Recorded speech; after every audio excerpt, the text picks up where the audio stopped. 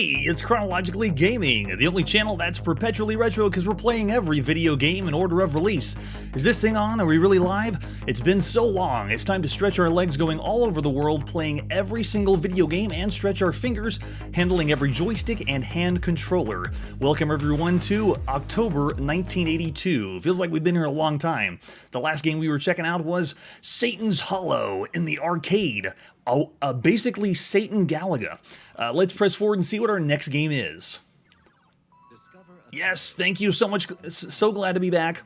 Here we are. We're now going to the Atari home computer and playing Hellcat Ace.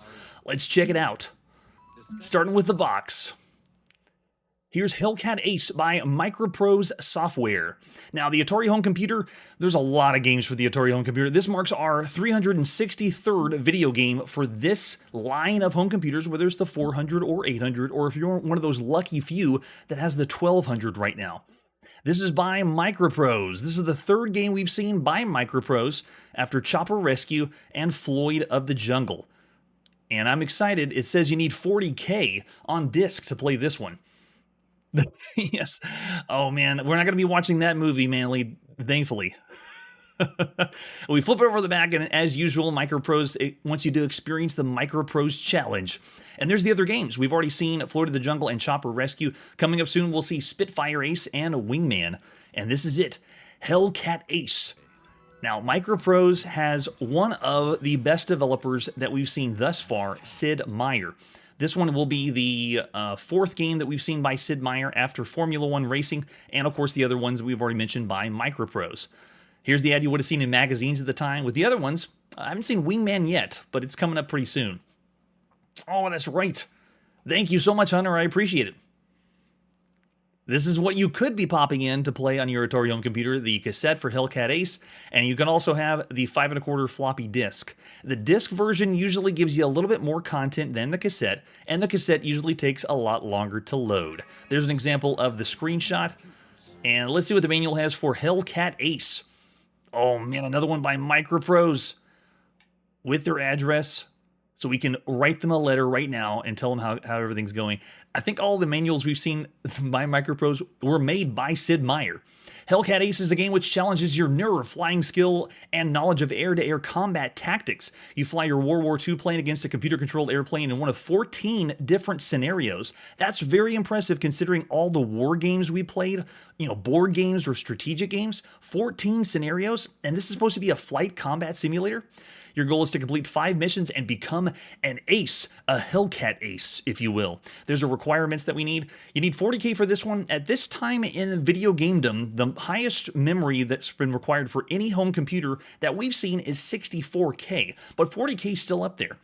You have to shell out a pretty penny to play this one. This is how we load up the game, and then we have all the different game options. What we're going to see on the screen, I'm going to breeze by the manual because this is a lot of information, but it's actually very simple to get into once you have the game loaded. It shows you the game display because as a flight combat simulator, you want to know what's on the screen of how this works. How do you fly the airplane? How is this going to work in 1982? A combat flight simulator is very rare. Across the gamut of all games so far, there's only been 5 that we've seen, starting with Red Baron in the arcade. After that, we saw B-17 Bomber on the Intellivision, and Dawn Patrol on the Apple II, and then Fighter Command, which we just recently saw on the Sharp MX series of computers. And we also saw one text flight combat simulator. The majority of them have been flight simulators, but even still, that's very rare to get a flight simulator game. So this even has in the manual a few combat tactics for us to use, and then it also breaks down all the scenarios. Sid Meier also tells us all the difficulty levels and what they mean, which is kind of a nice nod. I mean, look at this. It shows all the different scenarios you can play. So amazing. Advanced combat aerobatics, and you can even do loops in this. I think this is the first combat game we've ever seen that you can do loops. You couldn't do that in Red Baron in the arcade. And the story goes that Bill Steely, who also is with Microprose, was playing Red Baron in the arcade, and Sid Meier was there, and he was amazed at how good Red Baron was, and Sid Meier said, oh, this is no problem, I can make this better than Red Baron. And this, ladies and gentlemen, is that game. Let's pop in and play some Hellcat Ace. Sid Meier and Microprose Software at some time in the beginning of October 1982. Let's see how well or how much better this is than Red Baron in the arcade. That's true. You can do loops in Skyskipper, but Skyskipper is not a first-person flight combat simulator. I don't think it's a coincidence that Hellcat Ace follows that. All right, here he is. Going to load us up for us. We are loading way faster than you would in 1982. We usually hit the fast-forward key, so we don't have to wait for all of the loading times. But this first-person flight combat simulator, you really don't have much to it. And you also have the Atari... You're playing with the Atari joystick, so to control a flight simulator with a joystick, I'm expecting very slow response times. Whenever we've played flight simulators don't really respond that well. Okay, the manual recommends we try Flying Tiger, option number 1. So let's go number 1. And there's our mission. Just shoot down a Japanese bomber. Sounds pretty simple. Now, this one's also a 1 to 4 player game. But if you play with 4 people, you're just going to end up taking turns.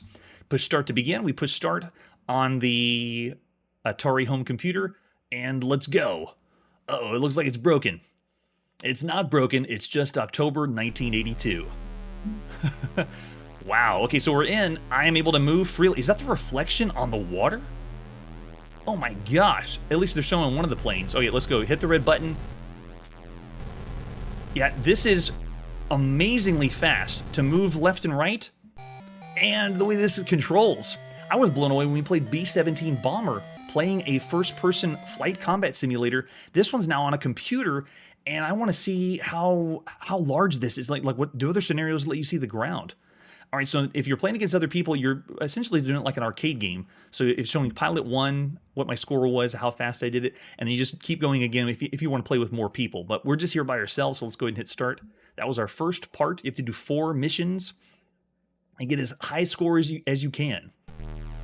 They explain our altitude, power, number of ammo. Let's see, we get 20 shots. There's our speed. Course shows 50. Let's go up on top. Looks like I'm firing 4 different bullets at the same time. How is this possible? How is this? I can't believe this. Oh, can I climb?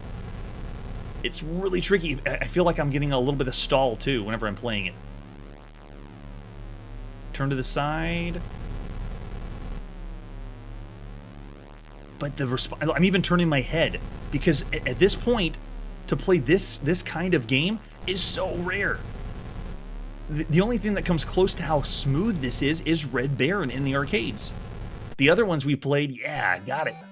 There we go. So there's our second mission. So this is the first scenario. You play 4 missions and then calculate everything at the end. All right, so there we go. Shoot down another Zero fighter for this mission. This is great. So this is just one of the scenarios of the several scenarios, and each mission gives you a different objective. So I'm just shooting down different fighters. So now next we're going to shoot down a Zero fighter. Let's go. I love how smooth it is. We're right at the cusp of games' frame rates upping from a first-person perspective. Another big one we saw using raycasting was the Way Out game. Okay, so this Zero fighter is flying really, really low. I gotta lead the shot, move over to the left. I keep catching myself move my head because I'm not used to this. We played, like I mentioned, a text combat simulator game where you're typing in the commands, and this is a whole nother level. And this is better than Red Baron because there's all the different scenarios you can play. Besides this one with the 4 missions. Oh, and I forgot to mention, I have to have 2 joysticks plugged in. The first joystick is how I'm controlling, moving left and right and firing, but the second joystick is used for your throttle to get you faster and faster speeds. Oh, it looks like he's trying to catch up to me. I gotta, yeah, speed up a little bit. Hold on a sec. He's coming at me. I can only fire 1 at a time, and I am getting a little, like, stall at the top. The radar, though, is a little bit to be desired. If you look at the bottom, it's a really small little radar bar. Get it? Yes! Still satisfying, very fun to play. I'm blown away that this exists right now. So cool. So there you go. Now we're on to the next mission. I'm going to shoot down a torpedo bomber. Let's go right in. Awesome. I love it. How it's loading up, from my understanding, this is running on basic. So the like the other games we've seen by Sid Meier on the Atari home computer. I don't know for sure if this is entirely in BASIC, but still, this is crazy. The other thing that Sid Meier does is he tries to incorporate 4 players. So the other games we played have 4 players simultaneous action, like we saw with Florida the Jungle. This one is 4 players, but you're going to be taking turns. You can't shoot down another player. You can't connect computers and play a first-person combat game. Awesome. Thanks, Scruffy looking. Man, this is so much fun. Okay, last one is avoid the Japanese fighters. Wait, avoid them? I don't have to shoot anybody? All right. I guess see how long I last. One thing I like to do on the show is before playing a game, I just want to make sure the game runs or the game loads for us. Or maybe I'm supposed to avoid them and not shoot them. But one thing I don't do is I don't play the game in its entirety. I like to experience it live to see what happens. There we go. Oh, we did it. Oh, we were supposed to shoot him down. Or maybe we didn't get any points for Mission 5. Let's see. Yes, congratulations, Ace. There it is. Final score, all the victory, so it combines it all together. And if you're playing with 4 people, you would essentially just be taking turns every mission, alternating play, and then adding up the score at the end. And we push start on our home computer. You go back to the scenarios. Wow, look at that. 14 different scenarios. Let's try a crazier one. Do we have anything that's not over the water? But I'm thinking yes, it's going to be all over the water because it's easier to program that way. We can do Pearl Harbor, Midway, Guadalcanal, the Marinas. Let's try a harder one. Let's go with the Marianas. Okay, here we go. Shoot down a 0 fighter. This is mission number 1. Ready and go. This would be such a find right now to play a game that's like this. There's other flight simulators that take this perspective, but a combat flight simulator? Majority of the ones we've seen were space combat simulators. You fly around in space. We've seen plenty of those. This is awesome. This even plays better than some of the other space combat simulators we played. Majority of the space combat ones really aren't simulators. It's more like a shooter. This one feels like I'm actually flying a plane with the 2 joysticks, one used for throttle and the other one used for my pitch and yaw. Okay, here we go. Again, I'm avoiding Japanese fighters. I don't know how I'm going to avoid them. I know how I'm going to avoid them. I'm going to avoid them by shooting them out of the sky. I can't believe I did it on the last bullet. All right, here we go. Go. Get a nice one right on top. Nope, we got to go up. Get it. Oh, how did that miss? He's coming right at me. Oh, man, you can see him fly off the side. That's awesome. Okay, so let's go around the side this way. So if it was October 1982 and you just happened upon this game across the myriad of other games you could be playing on any home computer, this is exceptional. It's a combination of, am I playing an arcade game and am I playing an action game? If I could, I might give the nod to B-17 Bomber, but that one's on a home console. And it does play a little different because it's more arcade focused where you switch your view or your guns on your ship. But this one's pure flight combat simulator from a first-person perspective. Excellent. All right, so we go down. Now we got to shoot down a Japanese Ace. However, I did pick a different scenario. I didn't notice that big of a difference between the first scenario and this one. I was hoping to see some islands on the ground, but I think everything's going to take place over the blue water. Oh, piece of cake. I'm also doing this this is level 1, so you have other levels you can be taking the scenarios with, too. Now we got to shoot down the kamikaze fighter. The load makes me think it's done entirely in BASIC when the screen gives us that garbled mess right there. All right, can we get him from far away? Come on. Oh, that's so close. And you have to also watch your fighter count. Come on. Oh, no, he's flying straight at us.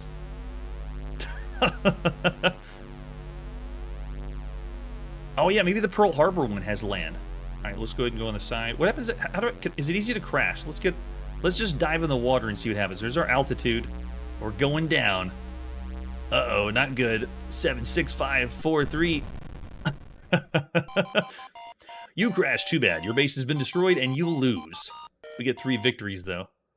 So essentially, it's use the ammo you have, don't run out of ammo, and don't crash, and you'll be all right.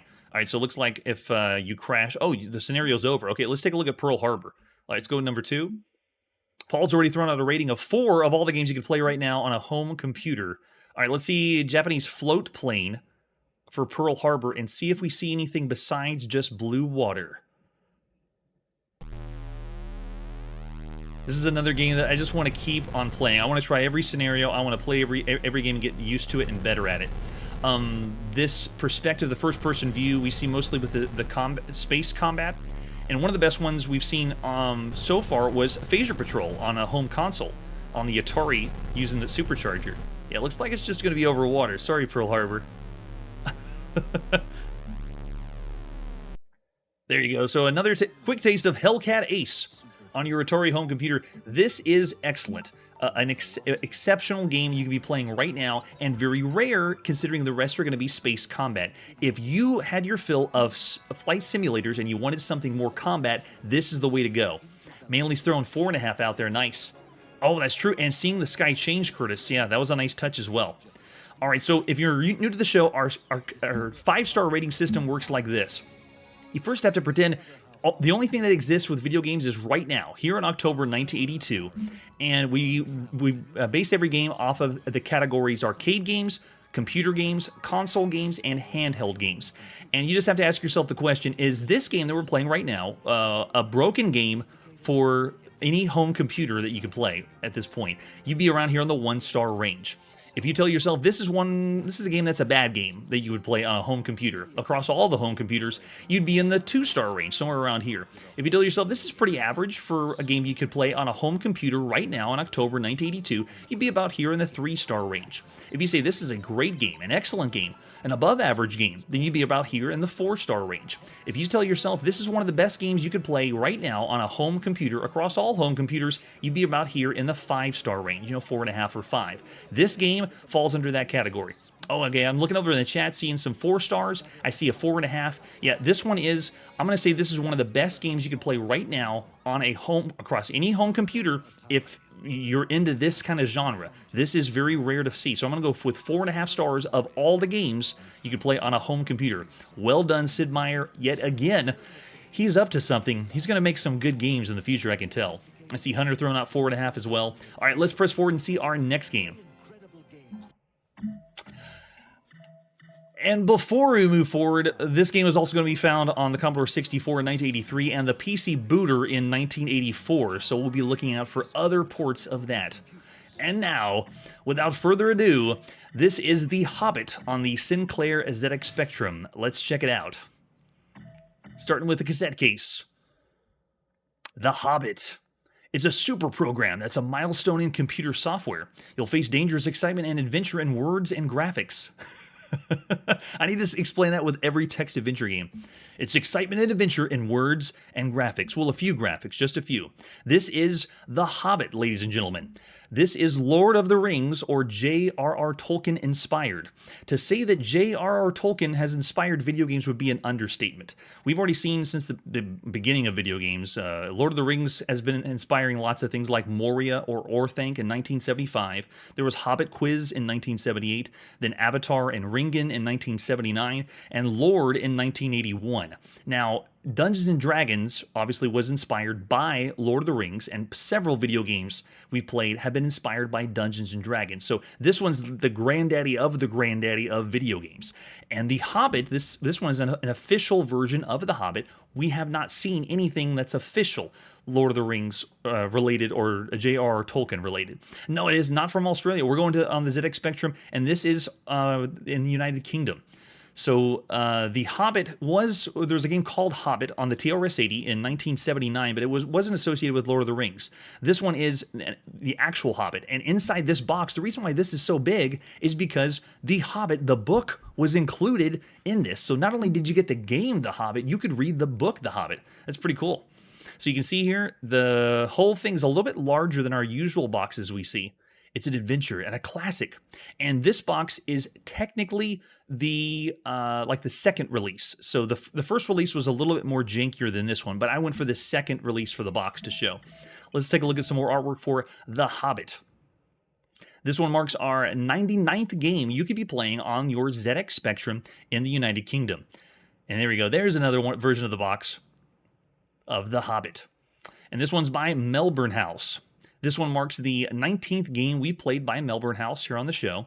Majority of them were in the United Kingdom. And the ad you would have seen in magazines at the time, oh yeah, it's more of an experience than a program is for sure. This one has a lot of interesting features that set it apart from other text adventures you could play. Oh, that's true. This was on that system as well. We'll be seeing those. This will be ported lots of places mainly. And then we also have included in the box several manuals or people that made manuals, because this one has the notoriously difficult Goblin's Dungeon.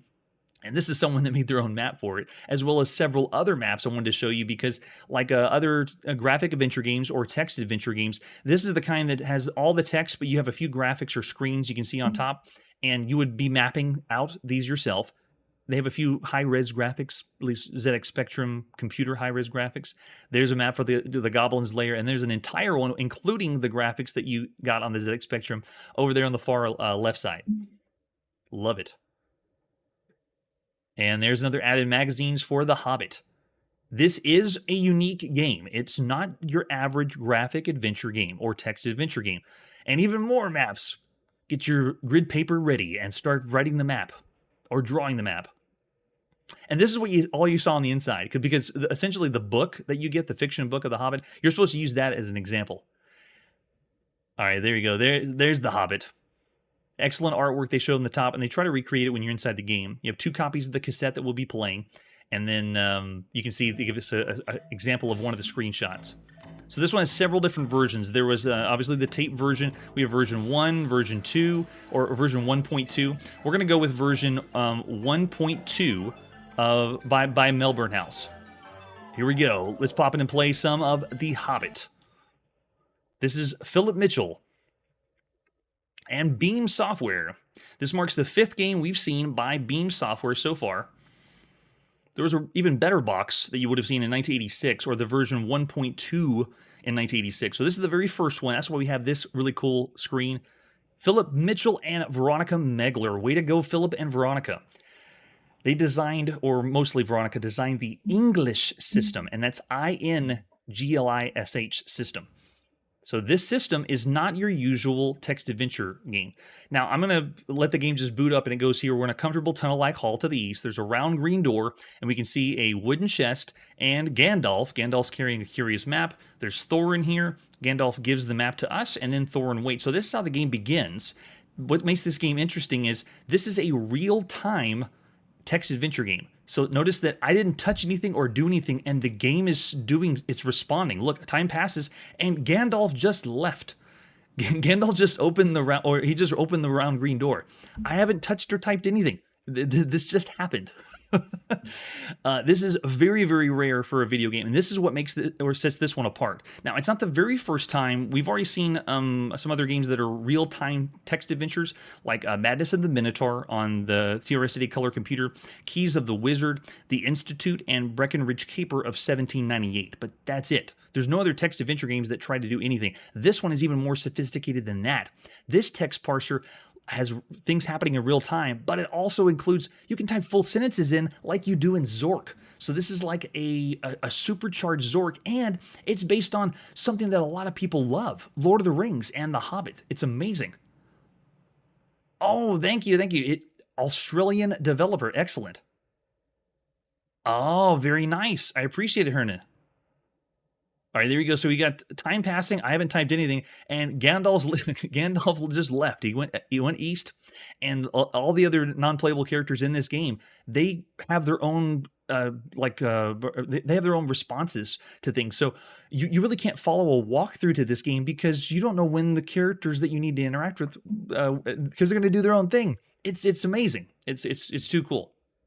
This is also the first of the Tolkien Software Adventure series, so we're going to see a few more games like this. This is also the very first game officially for Lord of the Rings and The Hobbit. And I want to break down, so all these pictures that we're seeing, so if I do look again, it should draw the screen. Oh, you know what it is? I want the one that has the graphics, so I'm going to actually go back. I want to show you the 1.0 version. There we go. I want to show you the still graphics, which makes this, for our show, we show text adventure games means there's no graphics whatsoever. But if the game has any graphic, like a solid screen graphic when you're playing the game, then we call that a graphic adventure game. So here we go. This is what I wanted to show you. The draw-in. That's it. We can't follow behind like Bilbo in the novel. All right, we're in a comfortable tunnel-like hall, and it's going to, after it loads in the graphics, then it's going to load in what's happening in the room. And these illustrations were based on Kent Reese, who did a lot of the illustrations for the actual Hobbit. So this is like official. We're playing after all the Dungeons and Dragons, we're playing an official Lord of the Rings game here. It's been so long. All right, do we have to look again? There we go.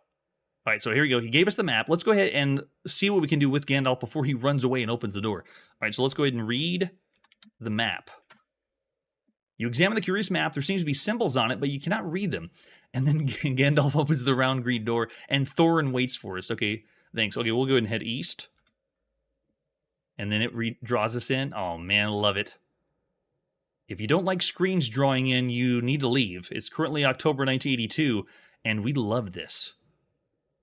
You're in a gloomy, empty land with dreary hills ahead. All right, let's go ahead and go east again. Oh, so to the west, here's the round green door. Visible exits are east, northeast, and we see nothing. And then Gandalf's here. Okay, let's go east again. Gandalf's just doing his own thing. Yes, buying this for the graphics, because if they're based on the actual graphics that you would expect from The Hobbit, it's amazing. It's too cool. And all this on your ZX Spectrum too. All right, so we're east, and there are trolls in the clearing. We're there. All right, let's go ahead and head north. We need to be careful. Oh, yeah, we have southwest, southeast, and north. We see a hideous troll, and the troll's carrying a large key. And the vicious troll, Gandalf's here, and Thorin's here. The hideous troll says, "Blimey, looks like this. Looks like this. Looks at this. Can you cook him?" The vicious troll says, "You can try, but you wouldn't make a mouthful. Make above a mouthful." Just like in the book. All right, so let's go ahead and head north. We're in a hidden path with troll footprints, and it's going to draw us in. To have characters following you around in a text adventure game is awesome. We've already seen a few, like in Deadline, when we moved from room to room trying to solve the mystery, characters would follow us around. But this, in a fantasy setting, is awesome. There's the path with troll footprints, and we got the heavy rock door. Visible exits are south. I also love how this game is doing a step above what we've seen with like Scott Adams adventure games. Instead of just splitting the screen into two parts, this one's splitting it into several, showing everything, breaking everything down where all the exits are. It's the full package. This is the full adventure game package right here. All right, so after that, let's go ahead and wait. Time passes, and Thorin tells us to hurry up. You hurry up, Thorin. Wait. And this is another thing, too. You use time to help you in the game. So if you're familiar with the book, or you read the book, that's kind of like the manual for this game, you know that if you want to take out the trolls, you got to wait until day. So what do? You just keep waiting. Oh, there it is. And day has dawned. Now that day is dawned, we hopefully have the trolls turned to stone. Let's go ahead and head south and see. That's it. We're in the clearing with 2 stone trolls. It worked. So all the people that love the lore of The Hobbit and read the whole book, it actually helps you in the game. This would be so cool. Especially if you were a fan before even playing any video games. I mean, think of all of the generation before this that had grown up reading The Hobbit, and then they finally get to play this kind of game. It's just amazing. All right, so after that, let's go ahead and do we can probably get the large key now. There's stone. Yeah, go. You take the large key, very nice. And then let's go ahead and go north. You go north, the troll path. As there's south, you see nothing.